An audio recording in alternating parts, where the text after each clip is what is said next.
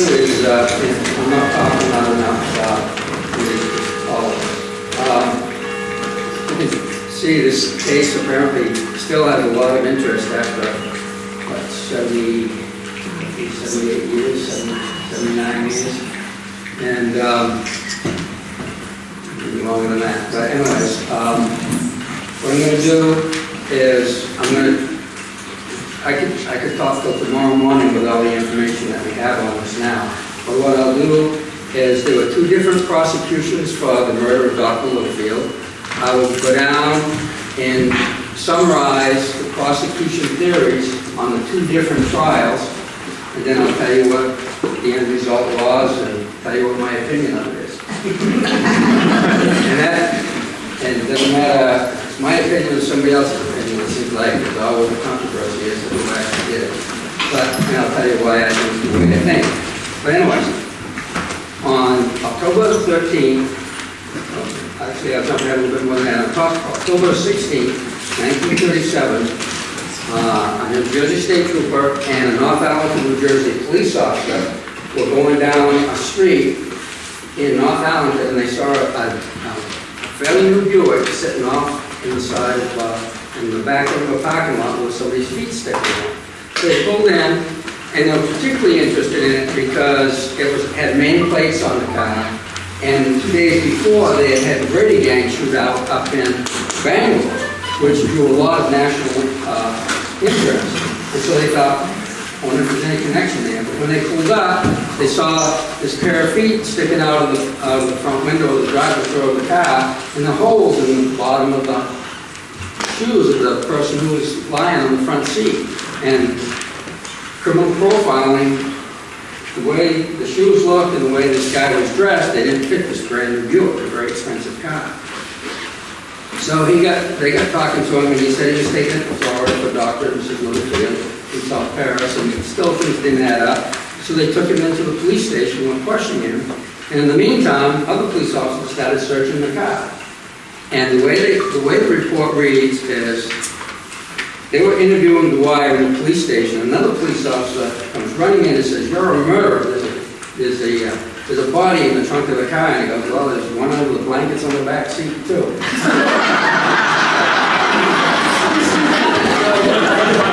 Anyways, they took a confession from him there then, and he said that he needed money, and that he had gone to Dr. Carroll's house on the afternoon of the 13th of October and asked him to come up to the house because he wanted to have an examination done. And although in his appointment book he wrote in Jesse Littlefield, I'm sorry, Jesse, and if I get confused during this, you may get confused too, because it's this thing twists back and forth. Jesse Dwyer. So, anyways, he said when the doctor came up, one thing led to another, and he wound up killing the doctor with a hammer and choking him, strangling, and strangulation. He said that he then got scared. He didn't get money. He got $48 off from Dr. Littlefield. Carried him down the stairs and put him in the trunk of the car. Went and picked up Mrs. Littlefield and told her to bring money because Dr. Littlefield had killed 2 people that were walking along the road, and he'd gotten scared and taken the train to Boston. So Mrs. Littlefield and Mr. Dwyer, Paul Dwyer, was the kid. He was a 17-year-old kid. They got in the car, drove to Boston. No Dr. Littlefield, obviously. So then he goes and pretends to make a phone call. Comes back, said he's going to meet us in Concord, New Hampshire in the morning. So they drove to Concord, New Hampshire. And so they get up to Concord. They spend the night in Concord. They spend all day in Concord. He doesn't show up. By this time, Mrs. Littlefield's getting a little hinky about what happened. So she wants to come back to Maine. So he says, okay. So late at night, they come back to Maine. They stop at a diner in Portsmouth, New Hampshire, have a coffee. She stays in the car. He goes in the diner. They go back. They go up further. They go to Portland. They get to Portland, make a stop there, and then they go start up through Old Route 26, if you know where Sabbath Day Lake, well, Old Route 26 goes around Sabbath Day Lake, just south of there. the Snow Hill Road goes off to the right. And at that time, it was open ground. And they pulled up on, and the Snow Hill Road was just a little more than a track in the road. And they drove up there because he said he was getting so tired he couldn't stay awake. And it was at that point that Mrs. Littlefield started accusing him of murdering or doing something with Dr. Littlefield. And she started blowing on the horn for help, so he took his belt and strangled her. He got her and put her in the back seat and covered her up and headed back out of state. And the way he told in the original confession, he went down into New York City and kept running red lights to get stopped because he wanted to get picked up. And he did get stopped, apparently at least once, by New York City police, and they didn't catch on. So he kept going, got lost, went through the Holland Tunnel, and got tired again, and he pulled over in Arlington, and that's where he got arrested. So, they fly him back to Maine, they get him in the jail at Maine, up on the hill here, the old jail, and about a month later, they started a trial. I think the trial actually started in December. 2 days into the trial, he up and pleads guilty, and took responsibility for it, goes to prison. In the meantime, they had found some letters in his suitcase from some girl or something, and then the story started from there. And the story got going that his girlfriend, Barbara, was on the hill at the time of the murder. And a New York newspaper printed that story.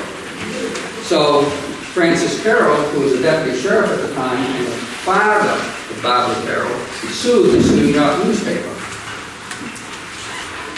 And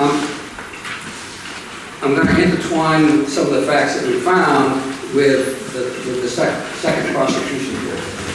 So he has filed suit against the New York newspaper. So the New York newspaper comes up. They send the private detective by the name of Tom Cavanaugh to come up. He goes up, sees the governor gives him permission and tells the warden at the prison that this private investigator is to have free access to Paul Dwyer anytime he wants.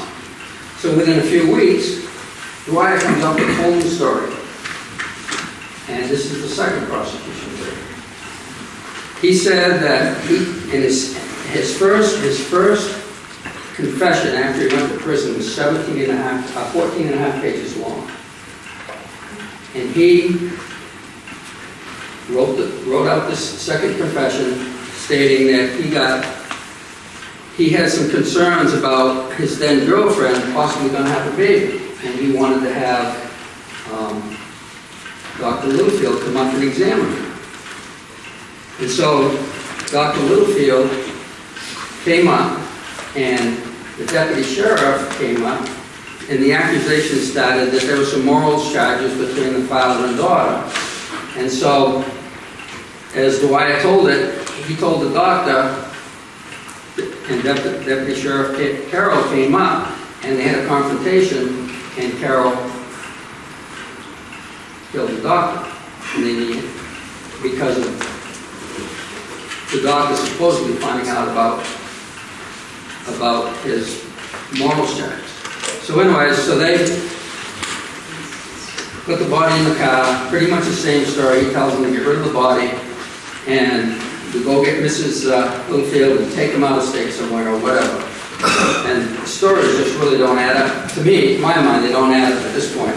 So the storyline follows pretty much the same. They go out of state, they go to Boston, they go to New Hampshire, go to Concord, New Hampshire, and then eventually they come back, but this time they come all the way to South Paris because Mrs. Littlefield wants to see Francis Carroll, the deputy. So they pull up in front of Curly Ripley's house and wait in front of Curly Ripley's house, which was on High Street in South Paris. Francis Carroll lived down the road. He came along. Now this was late at night. How Francis Carroll was supposed to know they were there, I don't know. But anyways, Francis Carroll gets out. He said, "I thought I told you to get rid of her." And then he supposedly handcuffs Dwyer to the steering wheel of the car. They go up onto Elm Hill where he strangles Mrs. Littlefield, and then they put her in the back seat and take her to and then the story goes the same again. So you see the difference in the stories. So this goes on, the rumors are going, and a deputy sheriff by the name of Sid Barrow starts investigating it. And then the Attorney General's office gets involved in it, and they assign Sid Barrow to do the investigation, who was not a trained police officer, but he was assigned to do the case. And the interesting thing that we found in some of this old paperwork was that the private detective hired by the newspaper, Tom Cavanaugh, was with him and advising him the whole time they did the second investigation on the deputy. So, come spring, they arrest Francis Carroll on morals charges, take him to jail, and his attorney comes up to the courthouse to go with the arraignment, and they have him wait in the clerk's office down in the other building. Then they see Carroll out, take him over to the Norway Municipal Court, which was someplace here on Main Street, and arraigned him on morals charges. Bring him back to the jail, and then next session of grand jury, they indict him for murder. So they go to trial, they indict him for murder, and on the indictment for murder, and then in August, I think it was a 10-day trial, and they convict him of murder and send him to prison. So they convicted Deputy Sheriff Francis Carroll for murder under a certain set of circumstances. There's a lot more detail to it than that. But Dwyer is still sitting in jail for the same murder, but under a completely different set of circumstances.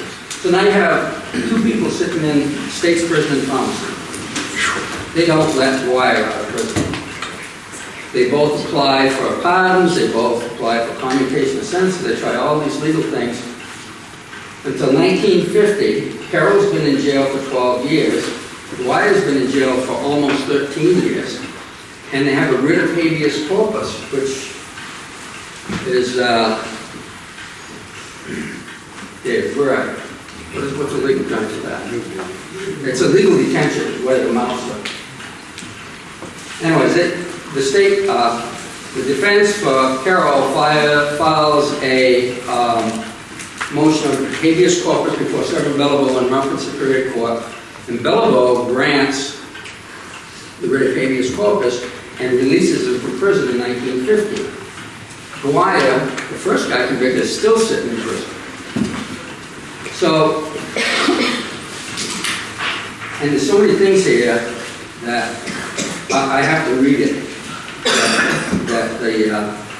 That Justice Belleville said that Carroll was convicted under fraud and deceit by the state. Generally, he said that Carroll was deprived of counsel, and the prosecutor presented the jury points he knew were not true. They said Carroll tried to bribe a witness.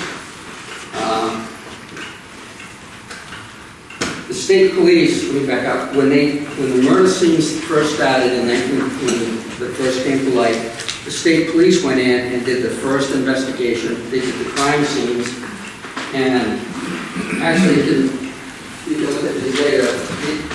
Probably the light can't see too well. This is the bathroom where the murder took place. These photos were done by the state police for presentation at the Dwyer trial. And anyways, they said that the prosecution in the Carroll case deliberately suppressed all the evidence that was presented by the state police. And some of the things that they did was Captain William Shepard was the state police investigator, did the crime scene. The Assistant Attorney General prosecuted the case by the name of Ingalls, had him come down to his office down in Fulton and said that he was going to use that Carroll's .45 automatic was the murder weapon, where it hit him over the head. And Shepard said, it doesn't fit. And he goes, well, make it fit. He goes, no, I'm not. He goes, well, I can sell it to the jury. And what they did was they took a photograph from the autopsy at the top of Dr. Littlefield's head, enlarged it 1.4 times, and made the bruise on the head at the butt of the gun. Carroll's alibi was that he was serving, he had been at the Legion Hall over here in Norway for Legion supper. He had stepped out for an hour to serve a subpoena, and he turned the subpoena into the clerk's office, the Superior Court clerk's office in the courthouse. And the prosecutor, Ingalls, came in and wanted to see it.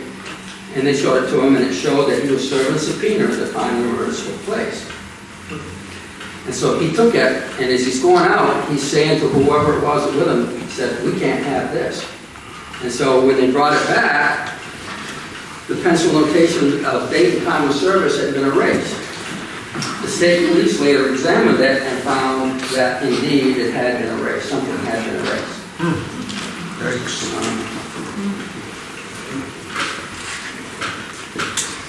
The 14.5-page statement that I told you about, Dwyer wrote in prison,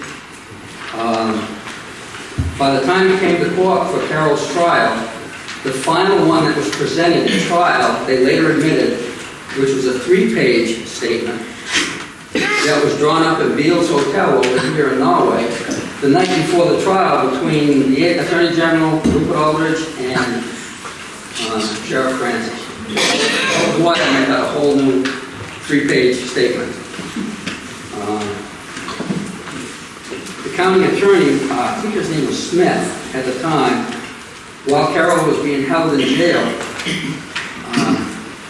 the sheriff was away, and the county attorney allowed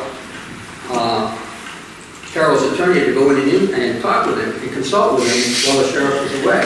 And because he did that, the Attorney General's office dismissed him for any further contact with the case. And then they later found out that there was a dictaphone. A dictaphone is what today would be called a tape recorder. It was hidden in the cell that Carroll was kept in. Tracing the wire back through, the wire went into Sheriff Francis's bedroom up in the jailer's quarters. But they said it didn't work, but why was it there? I've already talked about Tom Kavanaugh.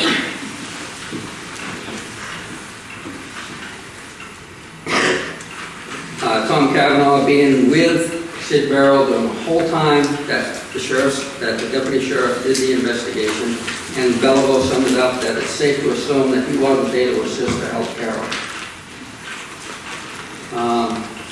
So he let him go. The court's findings were not subject to appeal, but the court's finding on Carroll did not exonerate him, didn't say he wasn't guilty. The only thing they said was that he was wrongfully convicted on false evidence with fraud and deceit. But they didn't say he was innocent. They just said he had to be released from jail and couldn't be tried. So he's out of jail, and Dwyer's still sitting in jail.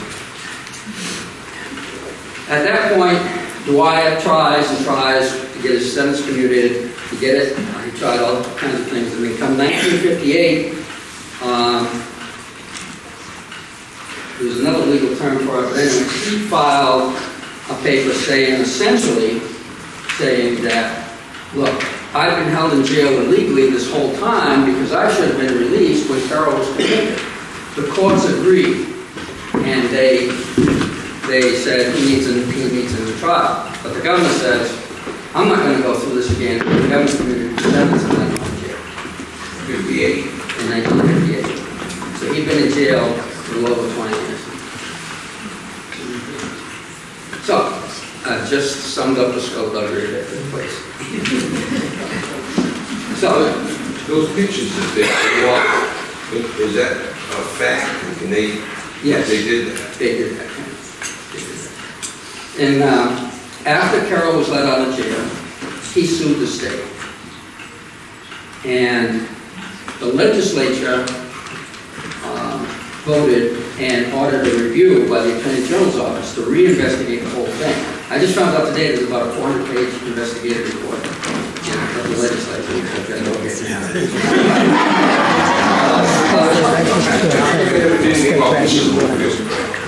at that point, the thing was so muddy, so messed up, they just, in fact, Mrs. Littlefield Murders is still considered an outstanding case. But anyway, so if you have, I know you probably have a lot more questions than what I just summed up. I could go on in fine detail all night, but I won't probably address the points that you may want to know. Who do you think did it? Oh, I was going to tell you that. No, I followed the evidence. I was a police officer for 30-odd years, and I followed the evidence. And to me, there's no question as to why. How could the wire kill him up there and drag him down, load him in that car the size of the wire? This was one they used in Carol's defense, this photograph. This kid in this photograph is a newspaper boy from Lewiston. He's the exact size and weight of the wire. The guy he's carrying is the exact size and weight of Littlefield. Okay, if you have two people moving a body, you carry him like this, right? If you have one person, you carry him like that. On the stairway of the house, while they're doing the forensics, for what they were for forensics in 1937, at approximately a slouch shoulder height, they found a smear of blood on the wall, on the wall. In the bathroom, there was a lot of blood, and there were two sets of footprints in the bathroom. Dr. Littlefield's and Paul Dwyer's. Throughout the house, there were bloody footprints of one person, and that was Paul Dwyer's. There were no other footprints, and it was quite a bloody crime scene at the time, although the wound to the head didn't kill him, the strangulation killed him. But if any of you ever get a bump on the head or had your head bleed, you really bleed a lot. A lot of blood. And Dr. Littlefield's clothing, he was upright for a while because the blood ran down his clothing from an upright position, and that was really strength. And so, and then I remember I told you that when they were coming back from New Hampshire, they stopped at a diner in Portsmouth. Yes. They had two witnesses, actually three witnesses, that they found that could identify Dwyer, because they saw his picture in the paper after the arrest. And so at the time that they saw him in the diner in Portsmouth was the time that, at the exact same hour and minute, that he said that Carol had killed Mrs. Littlefield on Elm Hill. But these witnesses could put them in the diner in Portsmouth. And when it came to Carol's trial, they were subpoenaed to come to trial. And then after they were interviewed by the Attorney General, Eagles, and verified what time they saw him, they were dismissed and never called. However, there are records at the clerk's office where they were paid witness fees for coming out that day. So they were actually there. I just don't understand why Mrs. Littlefield would get in the car with this kid and go to Boston. I just find it hard to Because, according to the Attorney General's investigation, Dr. Littlefield was addicted to morphine. This is what they found. This is the findings of the Attorney General's office from the 1950s. So they think, and they sum it up too, they speculated the same question. Why did Mrs. Littlefield get in the car with him? Well, she knew Paul for one thing. Yes. And she knew that her husband had a problem, so it could have been, it was probably a stretch, but it could have been possible that he may have run into a couple of people who killed her and parents. And they speculate that's why, because, and they didn't mention the other doctor's name, but there was another doctor in Paris that verified, yes, he was being treated for morphine. Who wanted to get Carol? Pardon me? Who was the driving force to convict or try Carol? Well, that's a pretty good question. I don't know. I can speculate, but Doesn't sound like Dwyer. it looks to me, and it's total speculation, it looks to me like somebody took a bribe somewhere. Why would they go to such lengths to to get him off the street, unless they actually believed the morals charges and they thought, well, we're going to get him off the street one way or the other. They couldn't charge him with that because of statute of limitations. But he wasn't, But that's guessing. he wasn't in jail for the murder of Littlefield, for moral charges? Originally, he was arrested for that, but he was never charged. They never proceeded with it because they indicted him for murder before that. Where was Tom Cavanaugh from? Was he in New Jersey, right? He was from New York. He was from New York. But not the famous Tom Cavanaugh. Yeah, that's what I was in. No, it's not the same one that they fashioned Kojak at. Yeah. Different. Yeah, I didn't know if he was a relative or not. That's what I Could be, I don't know. Because that one was in New Jersey. Yes. Did Dwyer testify at Carol's trial? He did, and pretty much by what his statement is, I think he had 9 different statements he gave.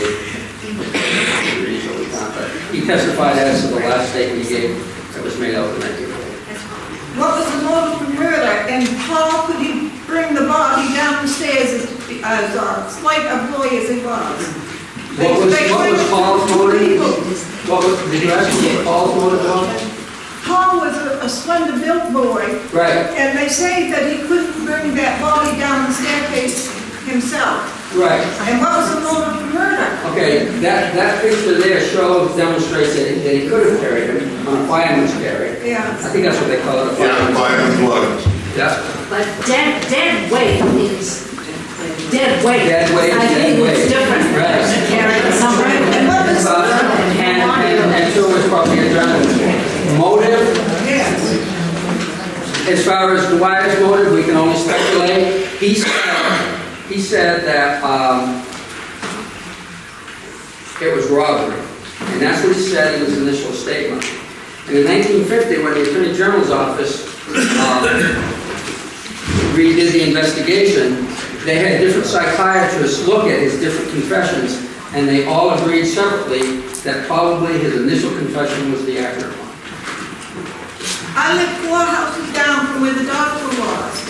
And at the time, we went to school with all of Carol's 4 daughters. Yeah, And he used to drive them to school when everybody else walked. yeah.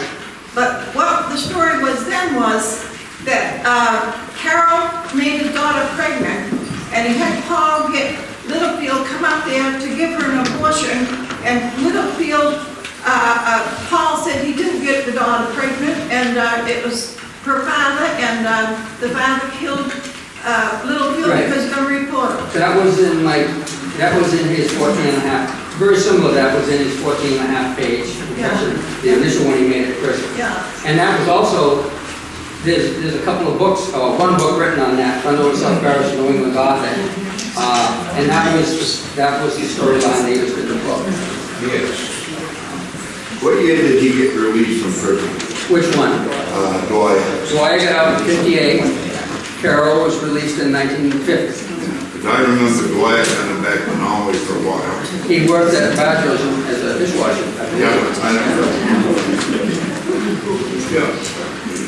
Way up there. How tall, how much did Dwyer weigh? Was he, I don't think Ballpark. he couldn't have weighed more than 130. And Dr. Littlefield,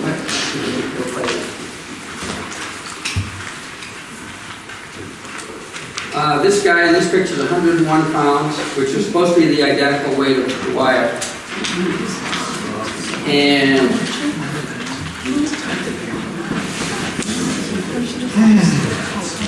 I don't see it real quick. was he I think it was short? approximately, I think Dr. Littlefield was 140, 150 pounds. Was he short though? Yes, He was short. Did Barbara testify in either of the trials? no. My understanding. Did she deliver a child? No. And actually, Dwyer hadn't been going out with her for over a year.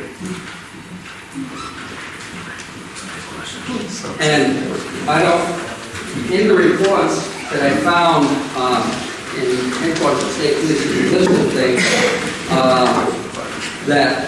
of documents that they lent out to an attorney and they didn't get back. And one of them was the confession of Barbara Carroll. I don't know what that means, but they later proved that on the night of the murder, Barbara Carroll was out with a guy from Littlefield. He was in Littlefield the night of the murder. Was Dr. Littlefield a tall man? No, I don't think so. Yeah. Was Barbara Carroll actually pregnant? Did she have a child? Or? No. All right, so that was just a story? It Or? was just a story. Just real quick, do you think that possibly, since the doctor was, using, that his money ran out and some sort of, like, okay, you owe us? Dwyer used that line. He said that one of his statements that he made out was that he had an agreement with Dr. Littlefield could come up to his house and mix his narcotics and stuff. And then there were some guys coming up to make a delivery for him, and that the two guys were. Ah, okay. Drug infiltration. This lady's got a question. You're seeing Dwyer's actual first confession in New Jersey, the documented confession, that he said he killed him in the whole 9 yards. Right, and he said he did it for robbery. When both of these guys got out of jail, and at that point they can't be tried again, did they ever say what really happened? The real story never came out after? I believe Carroll died within 2 years after his release. And Dwyer, I was talking to Father McAllister, who had been with him near the end of his life, and he wouldn't say. Way up back there.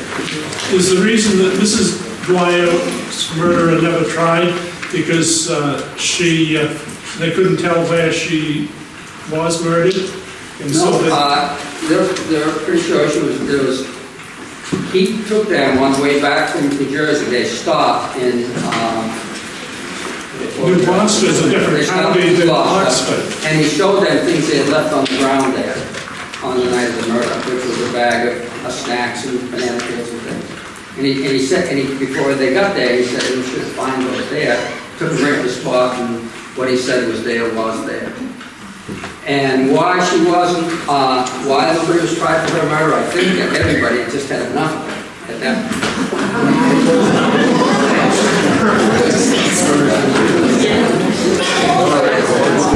In Dwyer at the time, he was 17. He was 17 years old at the time. Wow. What about the two witnesses who saw the car out on Paris Hill? And they think it was Carol's car? Well, I think the lady's name was Haley Talbot. There was two different witnesses at 2 different times. Right. There were the Moore sisters. I don't know who these people are, but the Moore sisters said that they saw a car parked at the country club parking lot with a man sitting in it, but they couldn't really nail down the time too well. Mrs. Talbot, I don't even know if I have that anymore, but anyway, she remembered seeing the car, and she knew the exact date because it was her sister's birthday. And she said the time that she saw the car was about, I think it was 8:15, and that she recognized Deputy Sheriff Carroll's car. So she saw the car, And she saw his car there. Right, she saw his car. She said she saw his car there, and she knew Deputy Sheriff Carroll, and she recognized his car, and she'd seen it many, many times.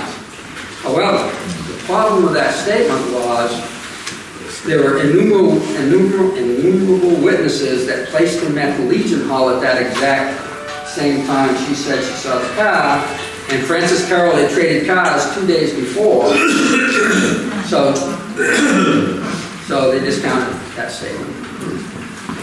The two Moore sisters were Priscilla and Virginia Moore. And That sounds right, yeah. And their mother was Ella Frost, who lived on Paris Hill. And Virginia Moore was married to young Gully Gilbert. Okay, yeah. Can you repeat the question? Yeah. Yeah, so that's... Yeah. Okay. How old Dwyer when he died? When he died? Yeah. He died in 99, so that was pretty much, what, from 1920, 79? Did he live around here? I think he lived in Portland. And I understand he has a daughter that lives in Newport. Somebody right there, yeah. Wasn't there something about a lighter? His A lighter? that was found at the scene? Alma Edmonds, who I think he was one of the druggists in Paris. This was, a lot of this stuff couldn't happen today, but Alma Edmonds got curious and he went up and with everybody else in town, I guess at one point the sheriff's office got a call and said, hey, you gotta go up to Paris. So he says, the whole town's up there walking through the house. They sent a couple of deputies up to secure the house, but during that time, Alma Edmonds found a cigarette lighter in the driveway. However, Claude Hunt had given him that lighter, and a few months before, given him a lighter. And a few months before that, Claude asked him, what happened to your lighter? This is before the murder. Asked, what happened to your lighter? He goes, I don't know, I lost it. And so,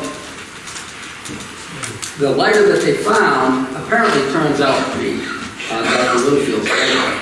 But anyways, they just took it down and threw it in the drawer at the sheriff's office. And that's not how they handle evidence today. And then when it come time for the trial, they thought, we can use that. So they presented it, I think they presented it at trial. I can't remember that for sure, but I think they presented it at trial to try to use it against Carol. There was some lady named Pico. I thought she was involved in his release by saying she was going to marry him. I think there were a number of people that were involved in his release. The name on the paperwork is North Ross.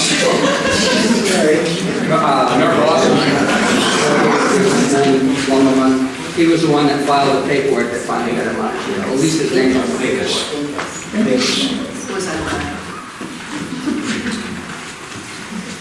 Why did you become interested in this particular case? Well, it's just something I heard about all my life, and I was looking at some of what they had me reading a cold case that happened over in Princeton. Actually, they solved it a short time later, but it was a cold case, and I was looking to follow the case in the file at headquarters, and I came across the Littlefield. So I copied whatever they had. It's just coincidence that I got on the phone and called over to the Attorney General's office to Bill Stokes, who's retired now, but he was a prosecutor over there. I knew.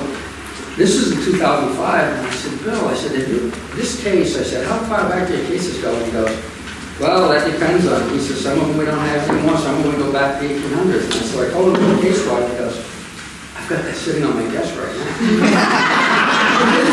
It was just a coincidence to head it, because you've heard about the Dennis DeShane case, this guy that's in prison now, on the Sarah Cherry murder. Well, the legislature had voted to have a review done of that case. They didn't have anything to go by, so they got looking at the record and found that this one was the only other time it had been done. So I just got lucky we got that. And like today I found out about this other report that's at the legislature, the actual investigative report. So you have to come back and have that report. Yeah, I think I'm confused now. What did Cushman have to do with it? I can tell you an anecdotal thing that I recall when I was really young. It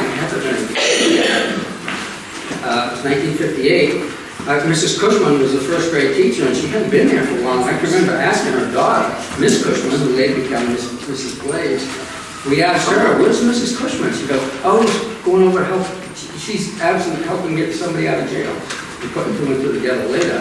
I had also heard that she's actually the one that wrote the book. Whether that's true or not, I don't know.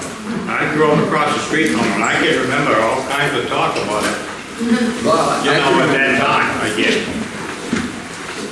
Do we know anything about Dwyer's history? Like as a juvenile, was he in trouble with the law or family? What kind No, everybody said he was just a good kid. How did you know the doctor? Paris was a small town. Yeah. And this is another thing that doesn't add up.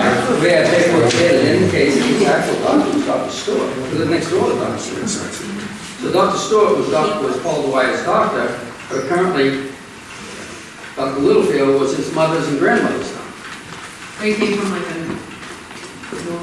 decent normal family? Well, his mother was the nurse at Hebron Academy, and his mother and grandmother stayed there. Hebron Academy and Hebron Sanatorium, one of the two. And she was there the night of the murder. And there's no mention anywhere. They originally came from Massachusetts, and there's no mention I find anywhere of. Do you have a father? No mention of him anywhere. And he lived at home alone while she was here. Yes. It seems like most people would bring a body down the stairs, drag him by the ankles, right? How would this kid have known to pick him up with a fireman's hold? Like, that seems like something prosecutors would come up with when you're trying to explain a blood smear. Like, that doesn't, like, who would do that? How would he know to carry something like that? I don't know. There was no blood on the stairs, but there was that smear on the wall. And that's... It just seems like who would think of that? Like, unless, I don't know.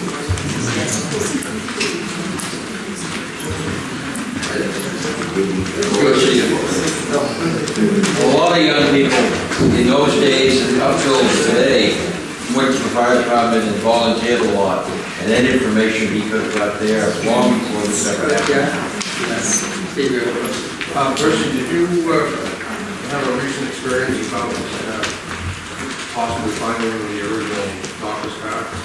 I think so. I have to verify it. I also take care of the old state police car, and they were having a tour coming through. We might have seen some of the cars in like 2 days.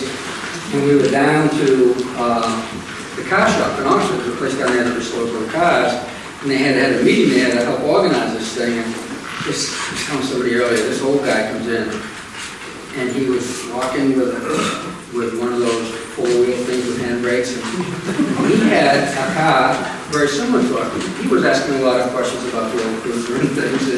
This was this summer, and so he had this old Buick that was just like the one in the. This is processing it down in Arlington, New Jersey. The car looked. It was a Series 40 1937 Buick. And I'm talking to him and I said, where'd you get that? And he says, I got it from an old guy over in Bethel, and he got it from an old school teacher over there.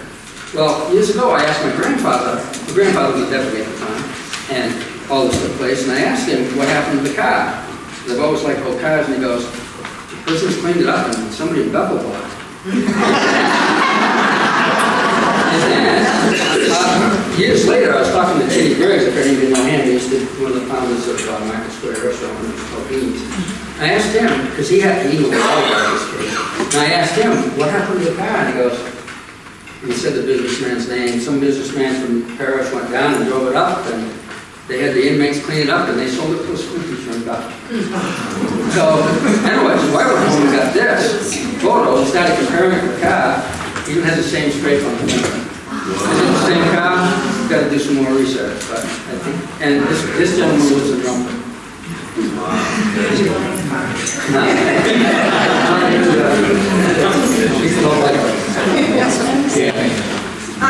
Dr. Littlefield and his wife were very good to Paul. He knew them a lot. And to me, if it's robbery, how can you have a doctor go up your house and you're going to rob them? That don't make sense to me. Well, does any of this make sense? Well, I think what you're talking about is making sense to me. But there's no evidence whatsoever that puts Carol there other than what you might have said. And motive. Possibly, Carol did have motive, but you can use motive to help convict, but you have to have more than motive to convict. So that's, you're right. Well, doesn't make sense what Dwyer did. Yes. Why do you suppose that, assuming Carol was innocent and claimed he was innocent the whole time, why did it take that long for his lawyers or his case to get to the judge to wind up with him being free? Politics. I think there's such an intense national interest in this case, and I mean national, that I don't think any of the politicians want to go there. That's my opinion. And at that time, they felt that the evidence had predicted among the solid evidence. Until they started making enough noise and showing what was done. And the way that they were able to tell that that photograph was enlarged, they sent it. They sent the photograph down. Oh, let me back up. They did some blood testing. The gun had no blood on it. The hammer did. The belt that was around Dr. Littlefield's neck was his belt.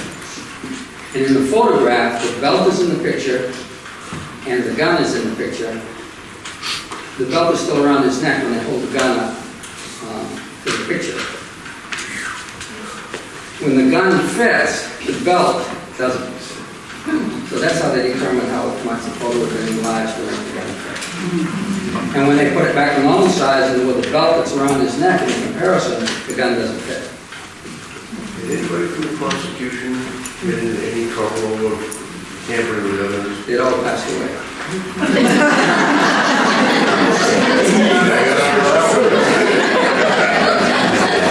Not bad. Just as a point of interest, my father was in college in the 30s when this all happened. And he took a lot of static because he was from Maine, and here this terrible crime was happening, and they knew about it out in Chicago. Yeah. Down in the, what we now call the grand jury room, in the basement of the courthouse, they had a whole row of teletype machines. You know what teletypes are? They don't use them anymore, but they had them, a row of them set up in the grand jury room, and that was the reporter's room. You understand, they would stop at the police in all volumes, which is Sudbury Road and Seward. Was there a body in the car? Two bodies. The police in North Arlington examined this car? Initially, no.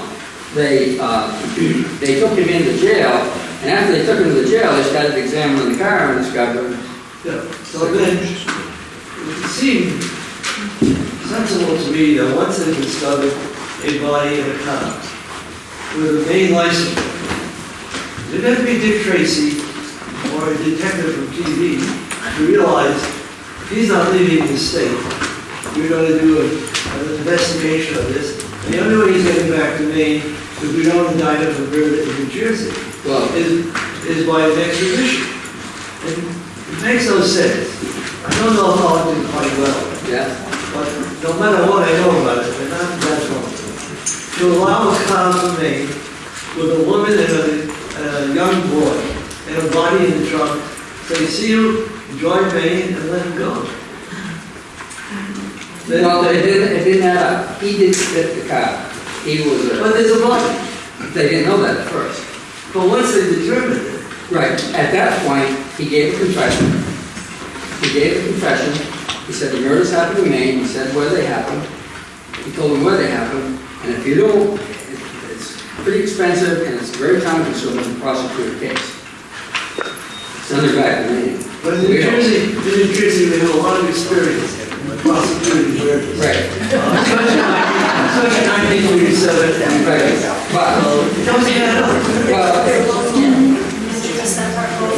Doctor and this.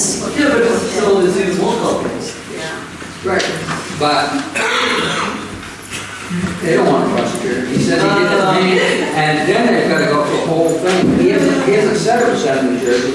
They have to prove it was done in New Jersey. They had nothing to do. No, they could have held him.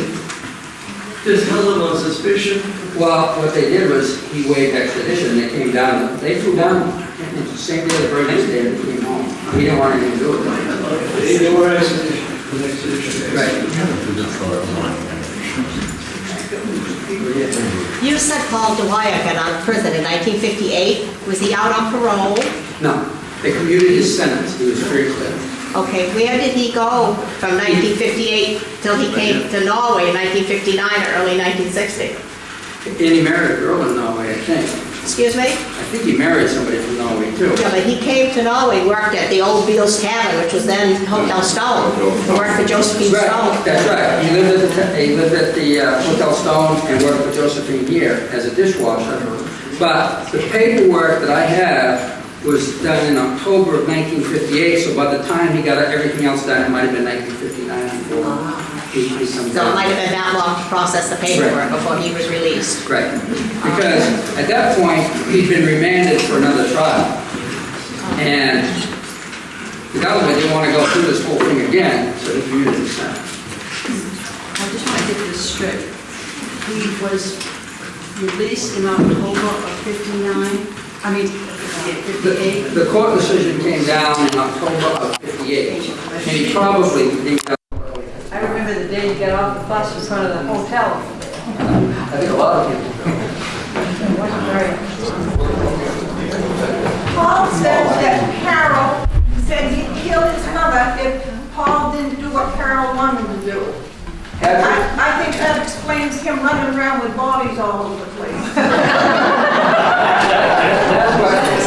That was one of his first prison confessions. And one other thing I'll point out here, this photograph here is not a local photograph, but it's the Lighthouse store on 4th Street and Minot Avenue in Auburn. And in April, spring of 1938, a guy by the name of Penning was murdered there. And Paul Dwyer, immediately, who was in state prison, immediately accused Francis Carroll of doing the murder. He said that he did this as a robbery murder. And Dwyer accused Carroll of doing that murder also, but the only problem was Carroll was already in prison by the time. I mean, he's already in the county jail. In your collection of stuff, you have a picture of Barbara Carroll. If you don't, I have one, I'll give you a copy. I do. I don't know where my number is. Right here. Okay. Yes. Yeah, I do. Oh, okay. Thank you. You have a question? Back again. I have a question. If they didn't do anything about Mrs. Littlefield's murder, is that considered an unsolved It murder? is. It's still considered unsolved. It's considered, I'm sorry, it's considered open. Okay, well, with the fact now that this car may have resurfaced and with today's DNA, can't anything no. be done to look at Probably, I've already researched that too. When the time comes we do some more research on this car, we can do what they call luminol. The trunk of the car has been replaced, but the package tray, which was plywood, is still original. The upholstery is original, and whether there was any blood from Mrs. Littlefield, I don't know, but we'll luminol if we ever get a chance to, and hopefully I can find the serial numbers on the car. So I'm not 100% sure on that, it just looks pretty coincidental. Did anybody ever have the pictures that were signed by Barbara Carroll? What's that? Anybody have the pictures that were signed by Barbara Carroll? She was outside the courthouse signing autograph pictures. 25 cents, please. You had a picture, anybody have one? I can't hear you very well. She was outside the courthouse selling pictures, autograph pictures. Postcards, weren't they? Postcards, yeah. Right. 25 cents a piece, and any of those? Yeah, and Chinny Briggs and Ashley Bean was sitting on the steps selling hot dogs and sodas and stuff. And the sheriff had given them exclusive advice, but the sheriff had to cut it what they earned.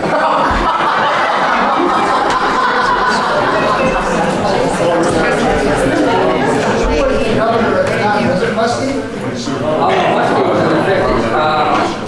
Yeah, but he was 58, so. Who was the governor who committed the sentence? That muted the sentence? Oh, it could have been Muskie. I don't know. I can figure it out. Yeah. I think it was Payne that during P-A-Y-N-E during the murder. Who was the judge during the trial? I don't recall the first one, but the second one was Judge Fisher.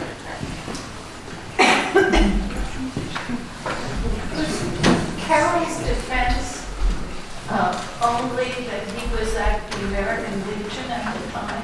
He was at the American Legion, had left to serve a subpoena, came back, and that was about it. That was his alibi.